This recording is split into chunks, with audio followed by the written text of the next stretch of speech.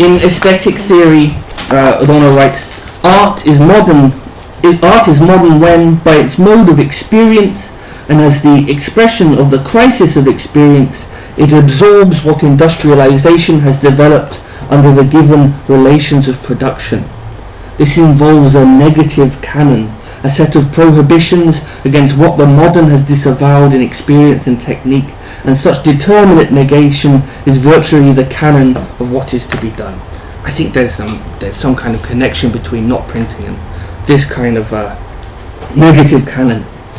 Obstruction, to paraphrase violently, is a process that's fruitful for the author, and as I will insist, it is of at least as great a value for the printer and especially the reader. We might think of Ezra Pound's essay, A Few Don'ts by an Imagist, as the quintessential example of such obstructional creation in modernism. There Pound doesn't tell writers what to do, but tells them what not to do. It's a kind of not printing in it. Sometimes, however, I read and print in some sense against the writer that I'm printing. This little one, which is called Turncoat, is by Richard Owens. It's quite an angry, muscular, political poem. And I printed it with this kind of light pink text.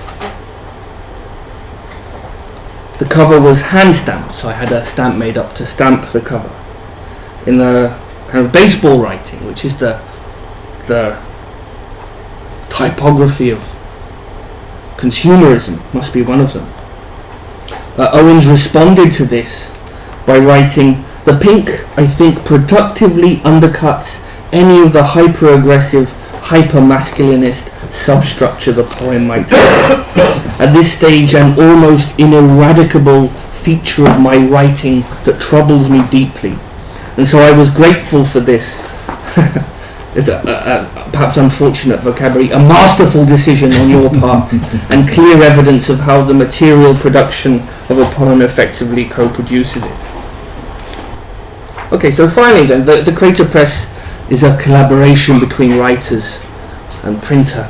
Essentially, the not printing we engage in and the obstructed reading we provide offer access to a kind of what might be thought of as a dialectical view of the manner in which art functions, a view in which restriction and obstruction, the negative canon, contribute materially to what might be revolutionary art.